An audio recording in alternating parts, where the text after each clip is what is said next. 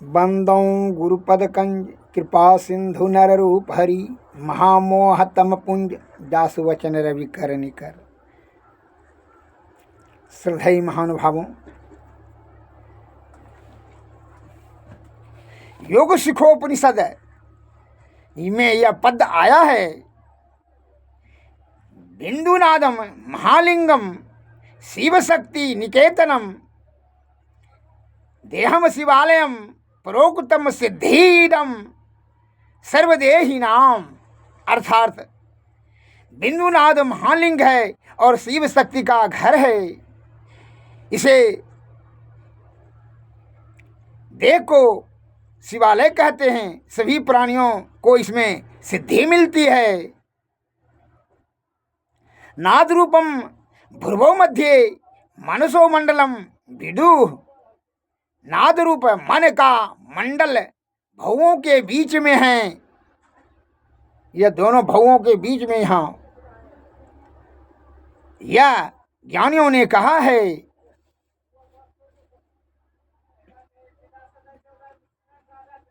एतत् पीठम इति प्रोक्तम नादलिंगम चिदात्मकम तस्य विज्ञानेन मात्रेण जीवन मुक्तो भवेत जनः। अर्थात यह नादलिंग चिदात्मक पीठ चैतन्यमयी चौकी कहा गया है। इसके ज्ञान मात्र से मनुष्य जीवन मुक्त हो जाता है और यह जीवात्मा को परमात्मा की प्राप्ति कराने के लिए श्री सद्गुरु की परमावश्यक है। क्यों? उपनिषद में बताया गया है। संत महात्मा लोग बताते हैं, तीन लोकों नौ खंड में गुरु से बड़ा ना कोई, ये करता जो ना करी सके गुरु करे से होय। बिना सदगुरु की कृपा से विषय का त्याग, ब्रह्म तत्व का दर्शन, सहज समाधि अवस्था असंभव है, अत्यंत दुर्लभ है। इसलिए सदगुरु के शरण में जा करके ही उनकी कृपा से युक्ति से भक्ति, भक्ति से मुक्ति प्राप्त करें।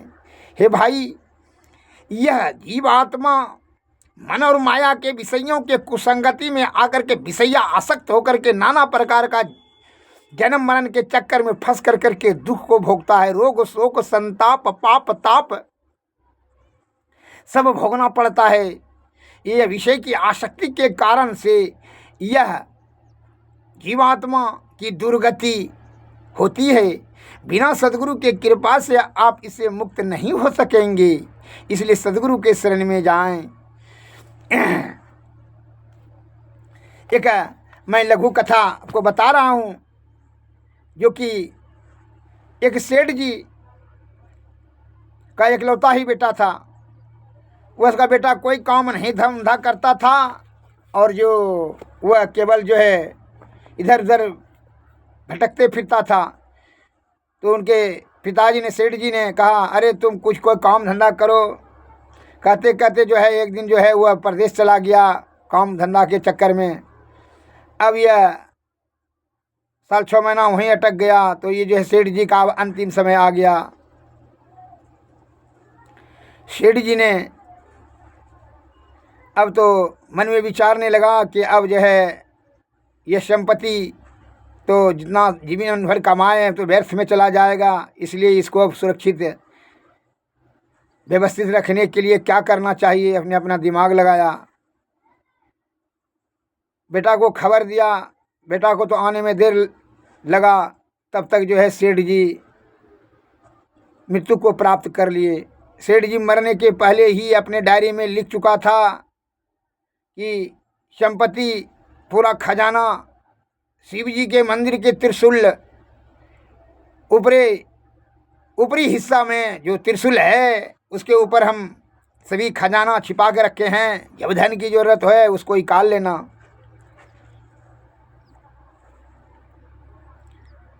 तो इतना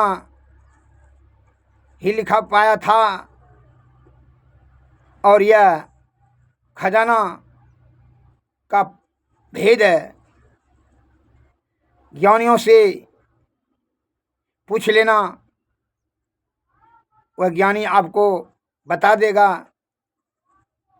कि खजाना हम त्रिशूल पर रखे हैं और कब और किस समय निकालना चाहिए यह ज्ञानी बता देंगे। लेकिन ध्यान रखना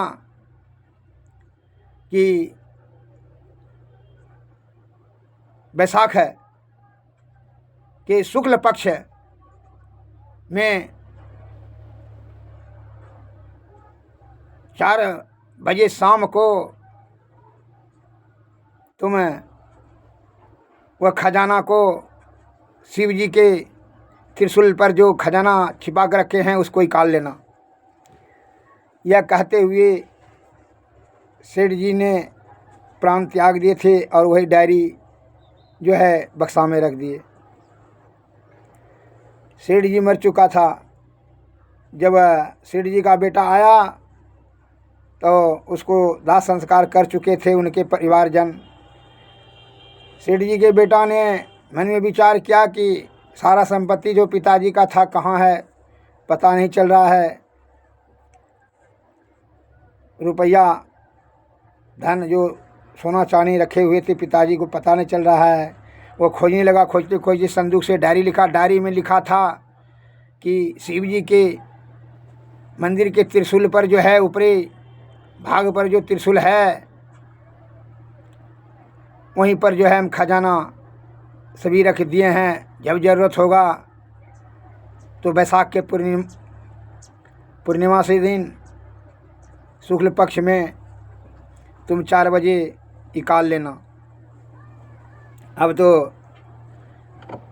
बैसाख में जो है वह गया। सेठ जी के बेटा ने 4-5 लेबर लगा करके उसको त्रिशूल पर ऊपर मंदिर के ऊपर में चढ़ाया। वहाँ त्रिशूल के उतार कर देखा तो उसको पैसा था कुछ नहीं था। फिर गाड़ दिया। लौट के गया। बड़ा उदास निराश हो गया कि पिताजी ने झूठे लिख दिया था, मजाक किया होगा। वो बेचारा गरीबी में पिताजी उसका एको पैसा रखा नहीं था। वह गरीबी में बड़ा कष्ट से जीवन बिता रहा था। उसके मन में विचार आया कि पिताजी ने यह भी लिखा है कि कोई ज्ञानी से सलाह ले लेना। तो वह ज्ञानी को खोजने लगा, नहीं मिला। लेकिन उनको जो है किसी नौकर ने कहा कि आपके पिताजी के समय में जो मुंशी था वह बहुत बड़ा ज्ञानी थे।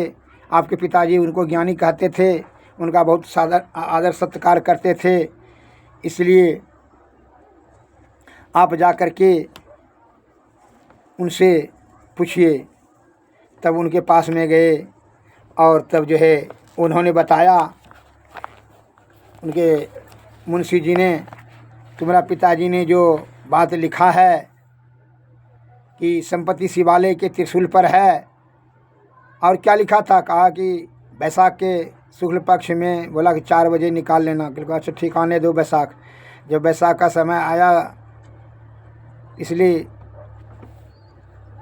उन्हें मुंशी जी ने, मुनीम जो था ज्ञानी, उन्हें जा कर के देखा कि जहाँ उस त्रिशूल का छैया पड़ रहा था बैसाख के शुक्ल पक्ष में, वहीं पर जाकर छैया का खोदो, इसको खोद करके निकाल लिया। 7 कलसी सोना का सिक्का रखा हुआ था।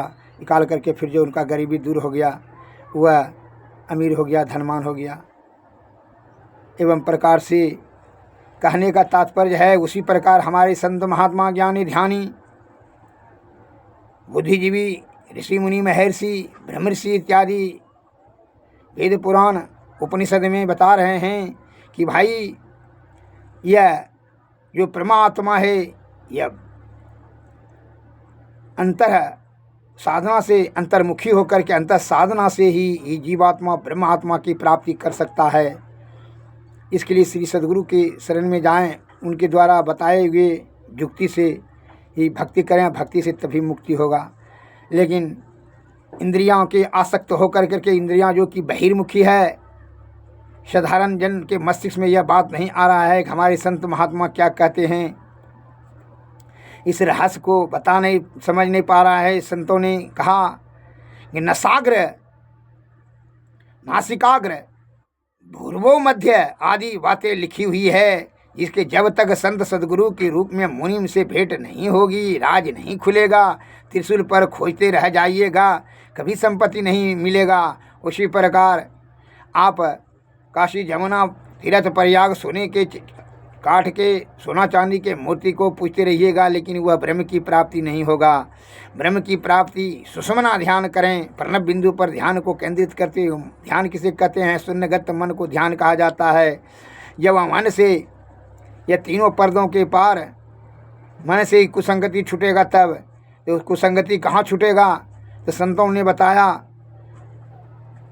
कि निरंतर ध्यान करने से विषय वासना छिन्न हो जाती है। तब ध्यान प्रणव बिंदु पर केंद्रित होकर करके तम मंडल को पार करता है, तब मना अंधकार, तब प्रकाश मंडल को, तब शब्द मंडल को, और शब्द मंडल के ऊपर में जो अनाहत शब्द है, तो अनाहत अनहद नाद जिसको कहते हैं, तो वह अनहद नाद जो है वहाँ पर जो शब्द है, उस शब्द में जो ध्वनि होती है, ध्वनि में जो ज्योति होती है, वही ज्योति में मन को लीन किया जाता है। जब मन लीन हो जाता है तभी विषयों से, कहीं मन विषयों का मालिक है, सभी विषयों से कुसंगति छूट जाती है। तब जो है यह जीवात्मा को आदि शब्द मिलता है, और आदि शब्द की प्राप्ति कर जाने के बाद तो वो सब चिदात्मक चौकी है, ईश्वर का क्षेत्र वहाँ से प्रारंभ हो जाता है। आदि शब्द प्राप्त होने के बाद जीवन मरण के चक्कर में नहीं फंसना पड़ता है। या जीवात्मा को का मन से जैसे यह इसका संपर्क टूट जाता है, तब यह निर्मल और शुद्ध पवित्र हो जाता है।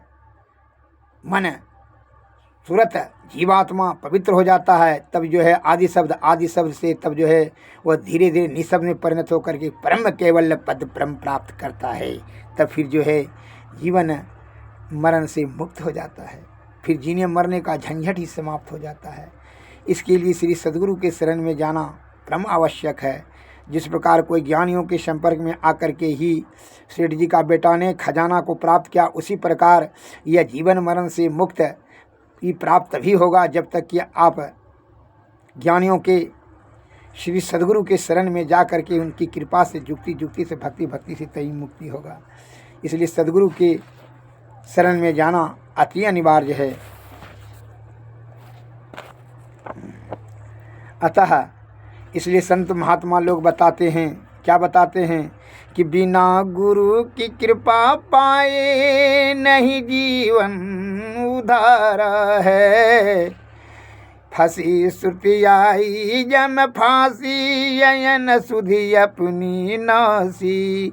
भई भव सोग की वासी कठिन जहाँ ते उधार है। गुरु निज भेद बतलावे सूरत को राह दर्शावे। जीव हित आप ही आवे सूरत को आई तार है। गुरु ही तू है गुरु पितु है गुरु ही जीव के मितु। गुरु सम कोई नहीं दूजा जो जीवों को उधारा है। गुरु की नित कर पूजा जगत इन सम नहीं दूजा। मही को आन नहीं सूझा फकत गुरु ही आधारा है। बिना गुरु की कृपा पाए नहीं जीवन उधारा है। परसी श्रुति जम फांसी अयन सुधि अपनी नासी। श्री सद्गुरु महाराज।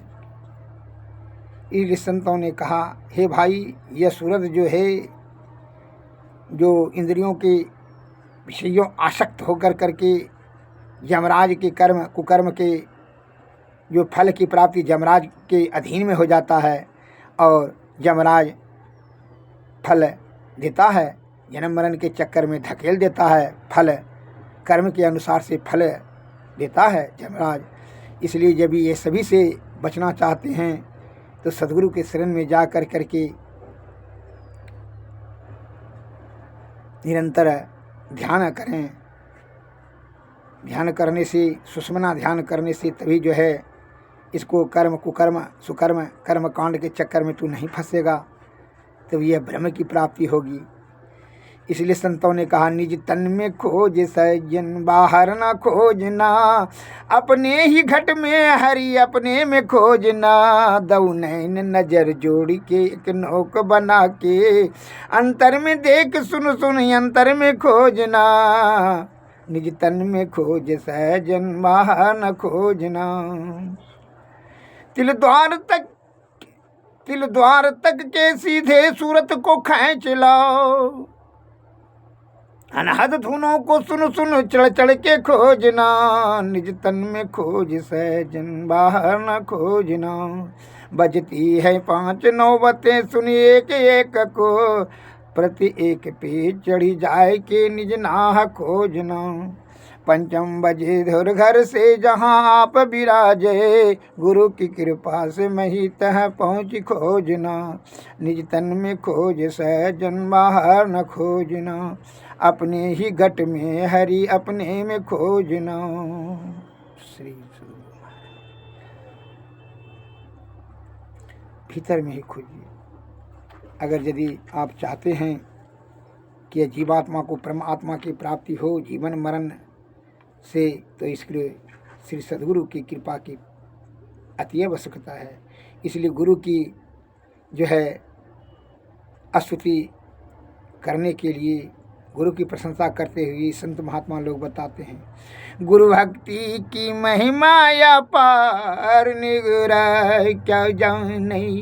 गुरु की भक्ति अति है झीनी, जैसे मकड़ी की तार।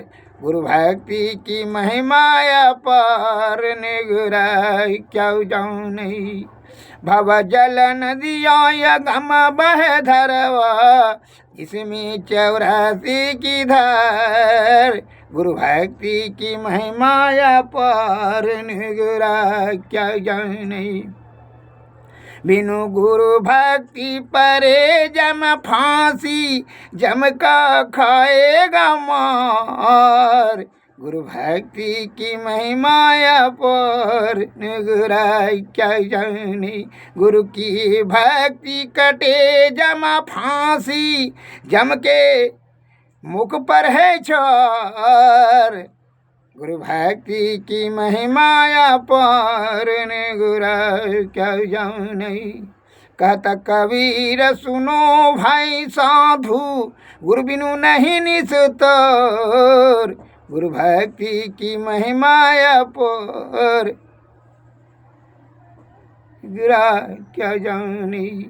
गुरु की भक्ति अति है झीनी, जैसे है मकड़ी की तार। गुरु भक्ति की महिमा अपार निगरा क्या जाने। श्री सद्गुरु महाराज। आरती तन मंदिर में कीजिए, दृष्टि जुगल कर सन्मुख दीजिए। चमके बिंदु सूक्ष्म यति उजल, ब्रह्म ज्योति अनुपम लख लीजिए। जगमग जगमग रूप ब्रह्मंडा, निरखी निरखी ज्योति तज दीजिए। शब्द सूरत अभ्यास सरल तर, करि करि सारा सवद गही लीजिए। ऐसी जुगति का आगढ़ त्यागी, भव भ्रम भेद सकल मल छीजी। भव खंडन आरती यह निर्मल, करि में ही अमृत रस पीजिए। आरती तन मंदिर में कीजिए, दृष्टि जुगल कर सन्मुख दीजिए। श्री सद्गुरु महाराज की जय। श्री सद्गुरु। सद्गुरु नमः। नमस्कार। जय हिंद, जय भारत।